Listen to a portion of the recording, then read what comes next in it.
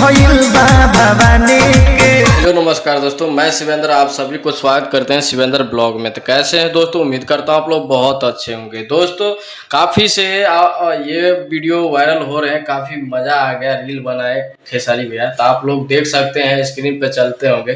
तो दोस्तों आप लोग ढेर सारा प्यार दिए हैं, ये रील को काफ़ी तेज़ी से वायरल हो रहे हैं। तो भाई लोग आप लोग प्यार देने के लिए दिल से धन्यवाद। और दोस्तों आज का कोई तो पोस्टर रिलीज नहीं हुआ, क्योंकि आज जो गाना है काफ़ी मज़ा आ गया सुन के। देवी मैया का था, काफ़ी मज़ा आया।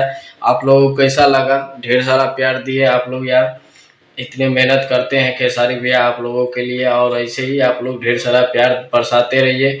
और इतनी बड़ी कुर्बानी देने के बाद भी मतलब आप लोग इतना प्यार देते हैं, आप लोगों के लिए ही इतना प्यार करते हैं। और खेसारी म्यूजिक वर्ल्ड पर बरोबर गाना आता रहता है। तो भाई लोग आप लोगों को कल के दिन इंतजार करने का है। कल आप लोगों के लिए नया सॉन्ग आएगा, तो आप लोगों को वीडियो के माध्यम से बता दिया गया। चलते हैं अगले वीडियो।